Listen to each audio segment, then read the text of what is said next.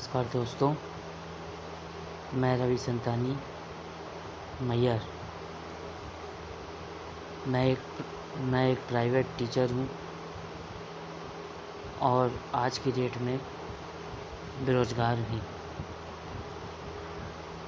सरकार ने इस लॉकडाउन में हर किसी को कुछ न कुछ आर्थिक मदद की है, चाहे वो गरीब हो, चाहे वो किसी तरीके का व्यक्तित्व का इंसान हो।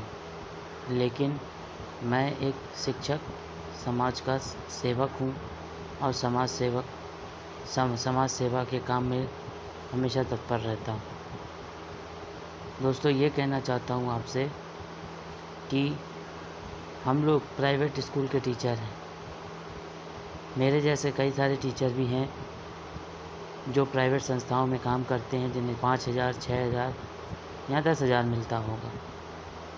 लेकिन आज 4 महीने से हम लोग घर में बैठे हैं। आज 4 महीने से हम लोग घर में बैठे हैं। सरकार ने हमारे लिए कुछ नहीं किया।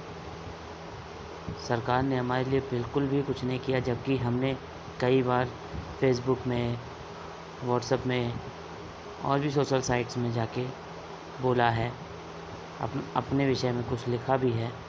लेकिन ऐसा लगता है कि सरकार की ये नीति है कि जो अगर अनशन करता है, जो कुछ भी बोलता है, जो आंदोलन करता है, उसी की बात सुनी जाती है। बाकी सब ऐसे ही हैं, कहते रहेंगे, उनसे कोई फ़र्क नहीं पड़ता। मोदी जी जब भी आते हैं, यहाँ शिवराज जी जब भी आते हैं, वो लोगों के भले के लिए कहते हैं कि भाई हम ये योजना ला रहे हैं, ये योजना ला रहे हैं। लेकिन हम ये नहीं कह रहे कि योजनाएं गलत हैं। सब योजना हर किसी के लाभदायक के लिए ही बनाई जाती हैं। लेकिन हम लोग एक प्राइवेट शिक्षक हैं। हम ये भी नहीं चाहते कि हम अपने भले के लिए हम ये कहें कि स्कूल खुले, बच्चे आएँ और हमारी आमदनी चालू हो, हम बेरोज़गारी से निकलें। हम ये नहीं कह रहे हैं। हम बच्चों का नुकसान नहीं चाहते। बच्चे हमारे परिवार में भी रहते हैं।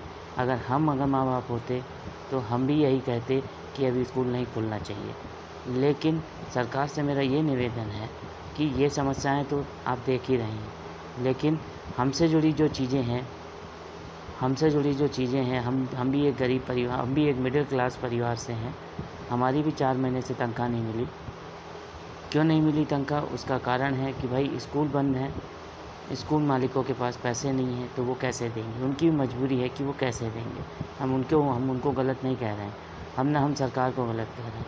हम सिर्फ ये कहना चाहते हैं कि हम लोग के लिए सरकार कुछ करे, कुछ आर्थिक पैमाना सेट करे, ताकि हम लोग, जैसे मैं किराए से रहता हूँ, मेरे घर का किराया और मेरे घर का खर्च मिला के मेरी लगभग खर्चा जो है 12 से 13,000 रुपये है। अगर स्कूल चालू होते और भी चीज़ें होती तो मुझे कोई फ़र्क नहीं पड़ता। मैं अपना जीवन यापन जैसे करता चला आ रहा हूँ वैसे कर रहा हूँ, और भी कर लेता, कोई समस्या नहीं थी। लेकिन जब इस तरीके की स्थिति आ रही है, आए दिन सरकार 2 दिन का लॉकडाउन करती है, किसी दिन 1 हफ़्ते का लॉकडाउन करती है। पहले तो उन्होंने 2-2.5 महीने का लॉकडाउन किया, फिर भी हमने चला लिया।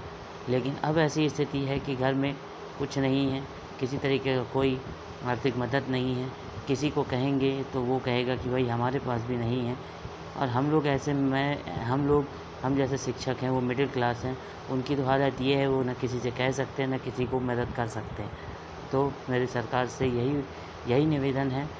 मैं अपने तरीके से नहीं, मैं पूरे शिक्षक समाज की तरफ से कह रहा हूँ, जो प्राइवेट स्कूलों में शिक्षा का योगदान देते हैं, बच्चों को शिक्षित करते हैं, तो ऐसे शिक्षकों को भी कुछ न कुछ आप अपने तरीके से मानदेय सेट करके आप उन्हें कुछ न कुछ मदद करें, ताकि इस कठिन समय में हम आपकी सहायता से अपने घर परिवार को चला सकें। आपने लॉकडाउन में 1,000 रुपये, 500 रुपये महिलाओं के खाते में डाला, ये बहुत अच्छी बात है। लेकिन हम लोगों को भी, जो 10,000, 12,000 महीना कमाते थे, आज की डेट में ज़ीरो हैं, तो हम लोग के लिए भी तो कुछ किया जाए। ना कर सके सरकार तो 5,000 डाले, कुछ डाले, ताकि हम लोग का घर की स्थिति तो सुधरे।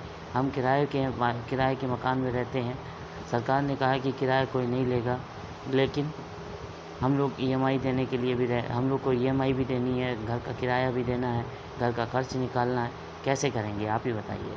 इसलिए मेरा माननीय शिवराज सिंह चौहान जी से और प्रधानमंत्री मोदी जी से ये निवेदन है, और लोकल क्षेत्र के जो विधायक हैं उनसे भी मेरा अनुरोध है कि कृपया करके आप हमारे सब शिक्षक समाज के लोगों को मदद करें। एक मैहर के शिक्षक होने के नाते, स्कूल के शिक्षक होने के नाते मैं आपसे निवेदन करता हूं ताकि हम लोग जैसे जो भी शिक्षक हैं वो कम से कम अपना जीवन यापन अच्छा कर सकें, और गरीबी या बेरोज़गारी और उससे जुड़ी और भी कोई स्थिति से निपटने के लिए तैयार रहें। हम ये भी सोचते हैं कि सरकार के ऊपर बहुत वर्क है, सब कुछ है, आज की डेट में हर एक आदमी परेशान है, लेकिन हमारी भी मजबूरी समझें और हमारे लिए भी कुछ सोचें। बस इतना ही निवेदन है। धन्यवाद।